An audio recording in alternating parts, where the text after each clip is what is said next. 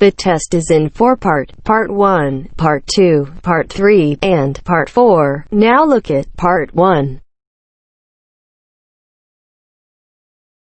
1. Part 1. You will hear a woman asking for information over the phone. First, you have some time to look at questions 1 to 5.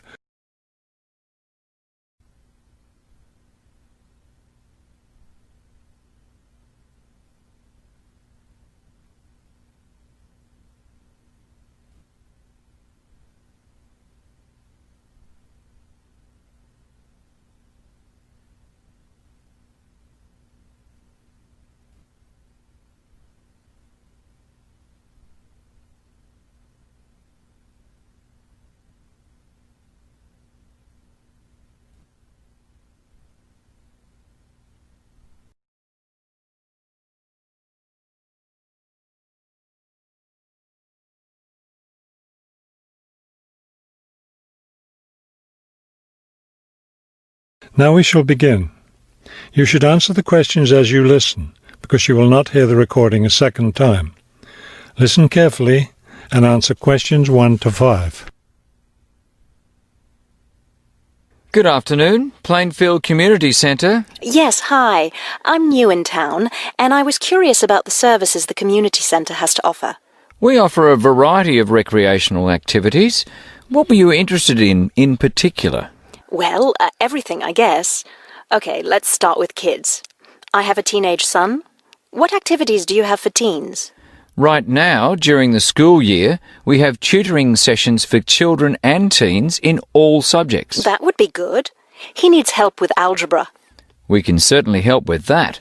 Just have him come by any Wednesday or Saturday afternoon. That's when the tutoring sessions are scheduled.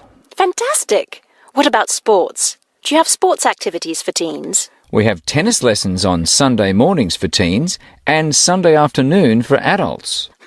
I don't think my son would like that, but my husband might. For myself, I'd be more interested in yoga.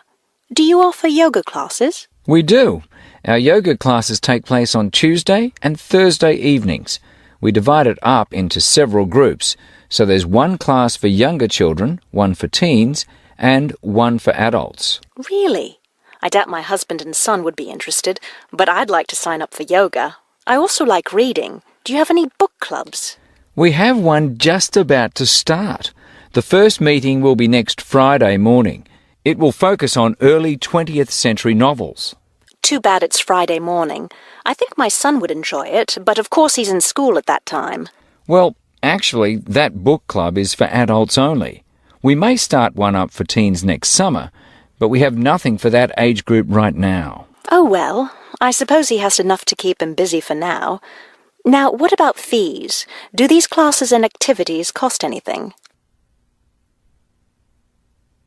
Before you hear the rest of the conversation, you have some time to look at questions 6 to 10.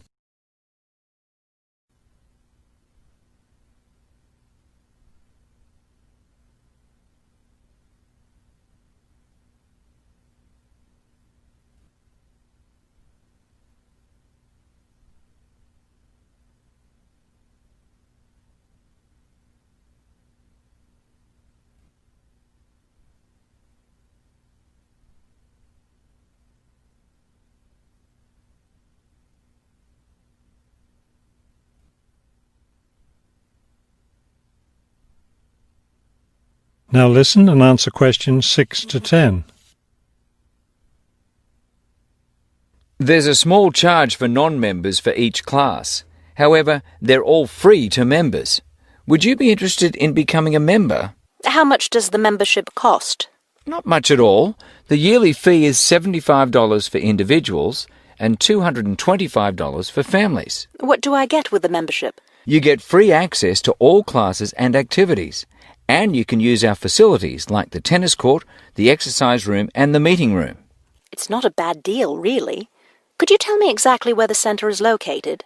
It's at 107 Elliott Street. Is that Elliott with 2 L's or 1 L? 1 L. E-L-I-O-T. It's right downtown. I think I know where it is. Do you have free parking? Yes. You can park just across the street. There's a garage there. That sounds easy enough. Maybe I'll come in one day next week and sign up for some classes. That would be fine. But don't come on Monday because we're closed that day. We're open Tuesday through Sunday. Oh, thanks for telling me. Maybe I'll stop in on Tuesday then. Can I pay for the classes with a personal cheque? We accept cheques and credit cards. Okay, thank you very much. You've been very helpful. That is the end of part 1. You now have half a minute to check your answers.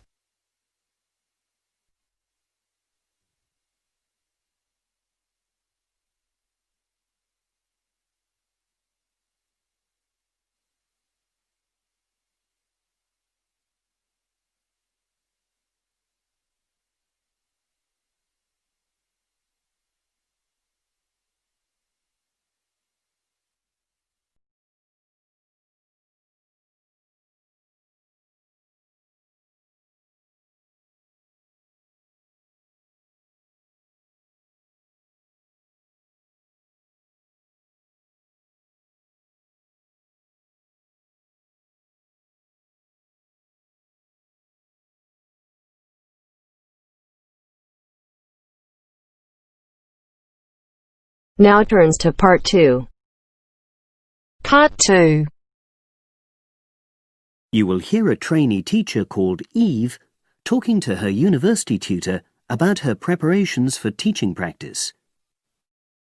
First, you have some time to look at questions 11 to 15.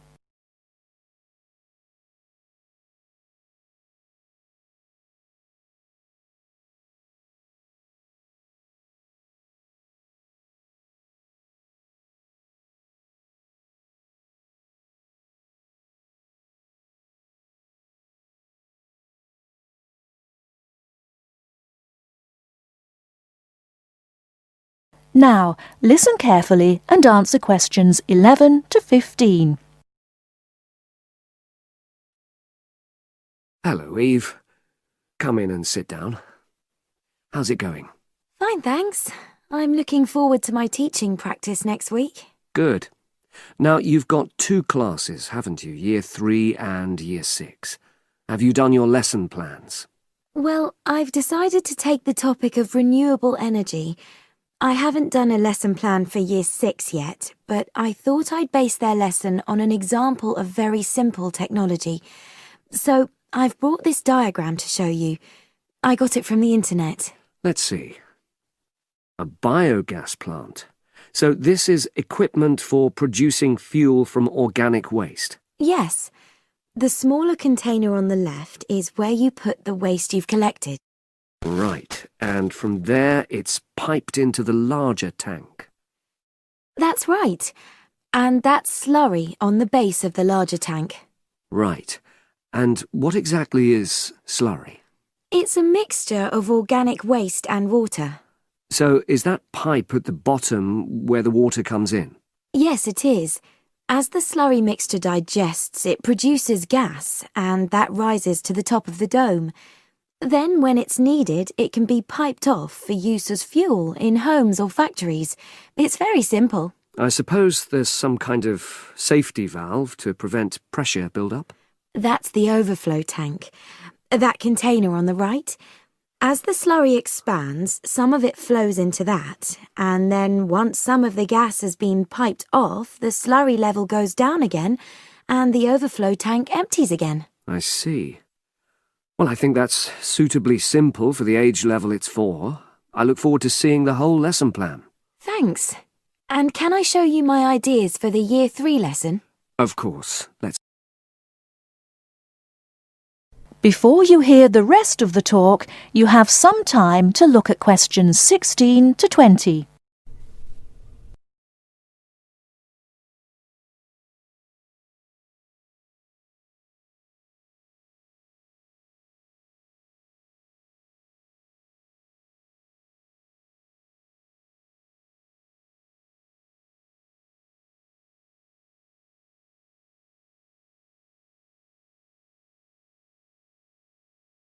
Now listen and answer questions 16 to 20.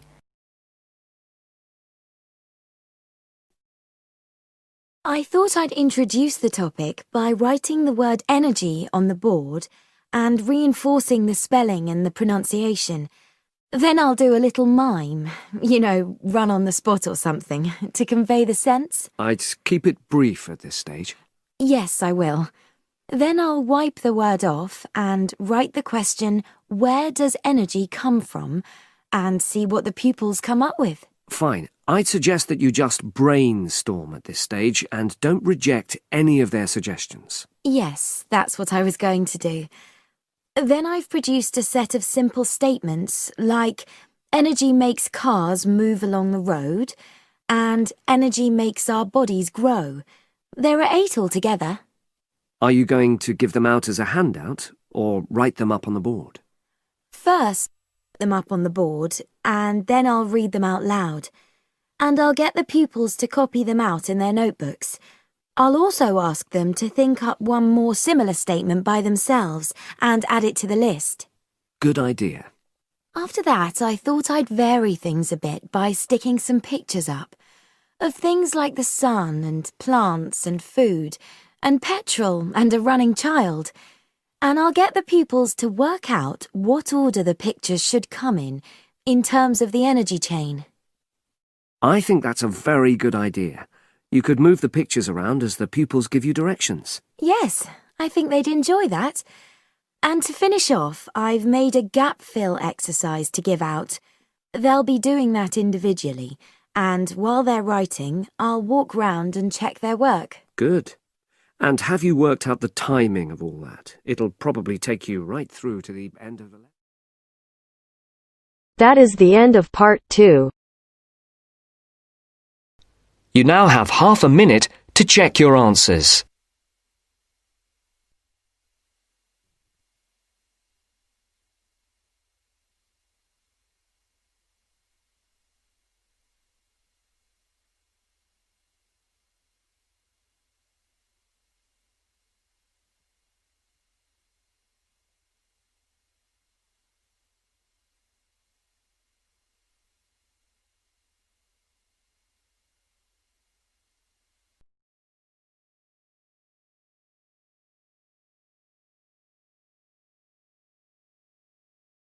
Now turns to part 3.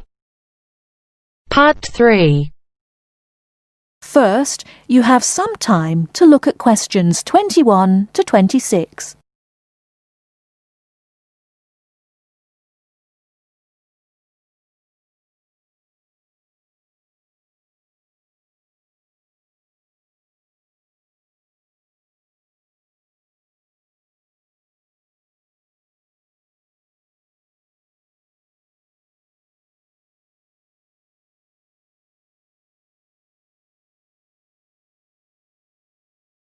Now listen carefully and answer questions 21 to 26.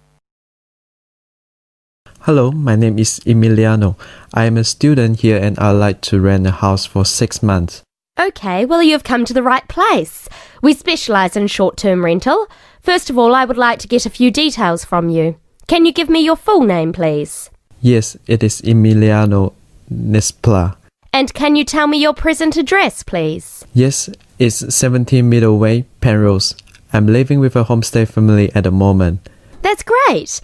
Now, do you have any identification with you? Oh, and we will need a reference from someone who knows you here. Maybe your homestay family. Yes, okay. Here's my passport and a card from my language school.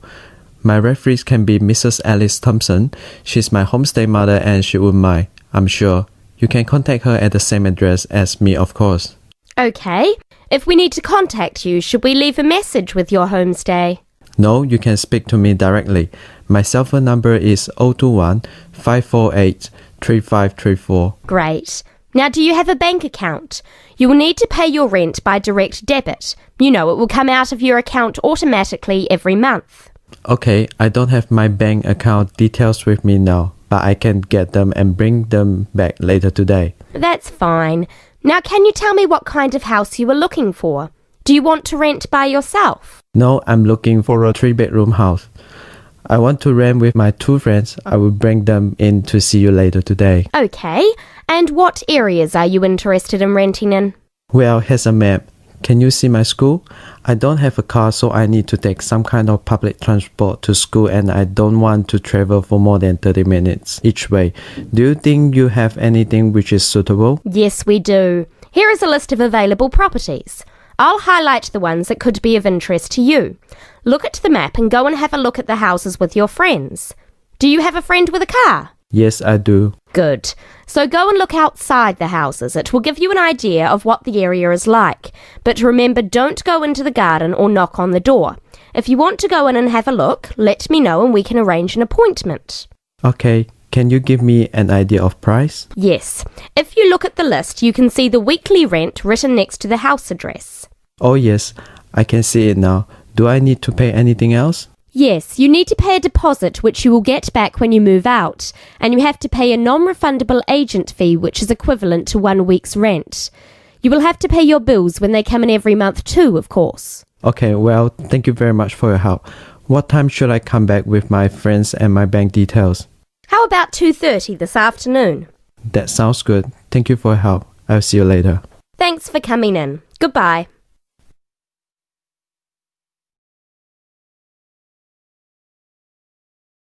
Before you hear the rest of the talk, you have some time to look at questions 27 to 30.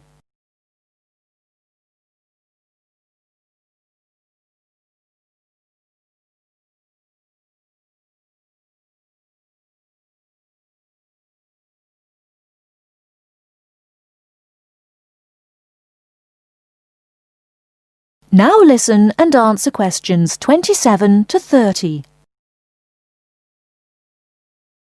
Hey, don't throw that can away. Why not? I finished with it. Yes, but you can recycle things like that. Oh, I haven't got time to recycle everything I throw away. That's a terrible attitude. Don't you care about... Hello, you two. Hi, John. What are you arguing about? Oh, Sam says he doesn't have time to recycle. What do you think? Well, I agree that it can be difficult sometimes. Do you always recycle everything then, Mary? Yes, I think everyone should. I mean, look at the state of the planet. If we don't all start making an effort now, it could be too late. Well, one of the reasons I don't recycle as often as I should is that I don't really know where to go. There are no recycling facilities near me. Well, I know I said I haven't got time, but actually there is a bottle bank near the supermarket just up the road. So I suppose there are limited local facilities. So you can do your recycling outside the supermarket? Yes, but like I said, only limited. It's only a bottle bank. Well, I don't have a car, so it's very difficult for me, but I still do it. Sometimes a friend comes over and we take our recycling together, but not very often. So if your facilities are limited, then mine are very limited. Well, I suppose if you go to all that trouble, I might make more of an effort. Good. If it was up to me, I'd encourage more people to recycle. How? Well, how about some kind of incentive? A reward for anyone who makes an effort to recycle?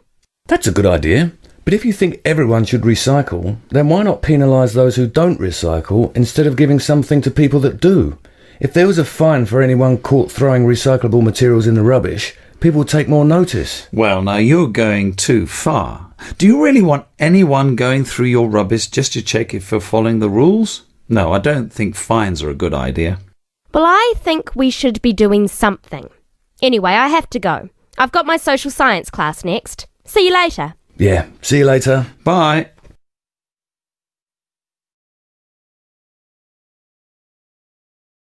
That is the end of part 3. You now have half a minute to check your answers.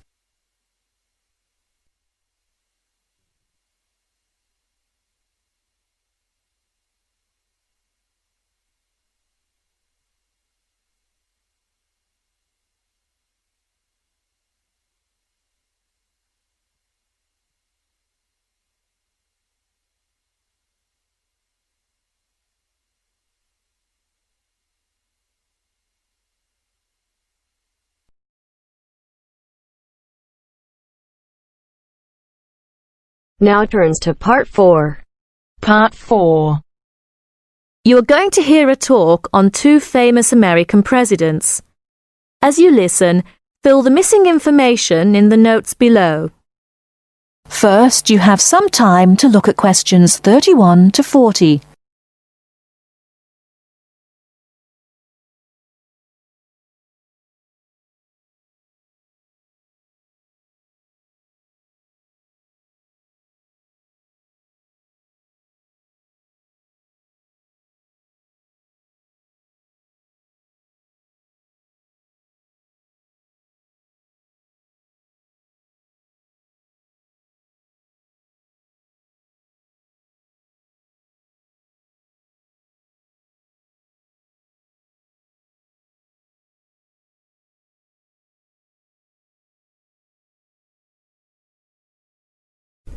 Now listen carefully and answer questions 31 to 40. John F. Kennedy and Abraham Lincoln lived in different times and had very different family and educational backgrounds. Kennedy lived in the 20th century, while Lincoln lived in the 19th century. Kennedy was born in 1917, whereas Lincoln was born more than 100 years earlier, in 1809. As for their family backgrounds, Kennedy came from a rich family, but Lincoln's family was not wealthy.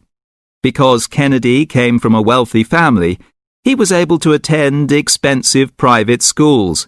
He graduated from Harvard University. Lincoln, on the other hand, had only 1 year of formal schooling. In spite of his lack of normal schooling, he became a well-known lawyer. He taught himself law by reading law books.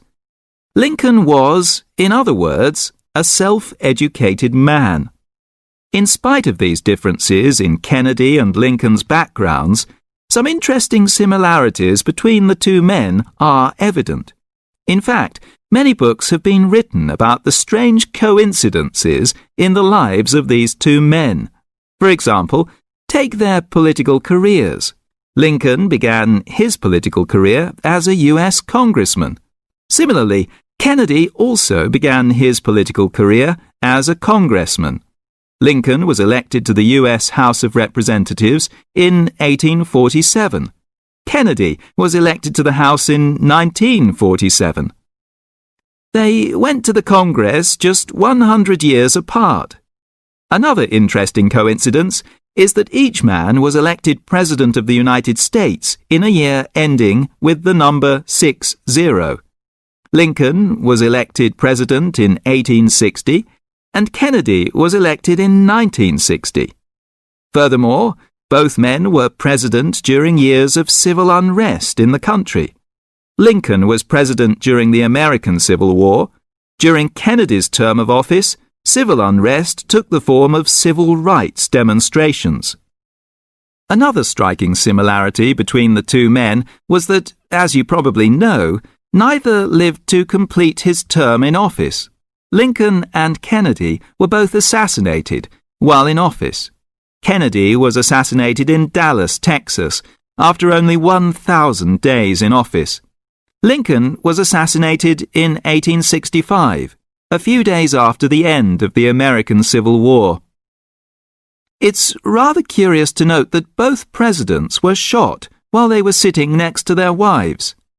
These are only a few examples of the uncanny and unusual similarities between the destinies of these two American men, who had a tremendous impact on the social and political life of the United States and the imagination of the American people.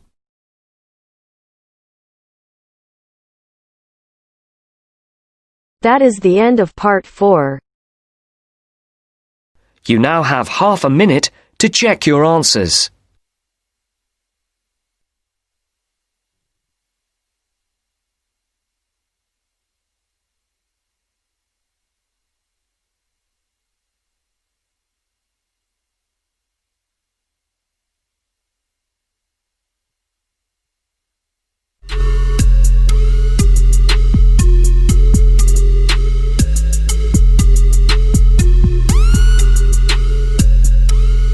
That is the end of the test. You now have 10 minutes to transfer your answers to your Ielts listening answer sheet.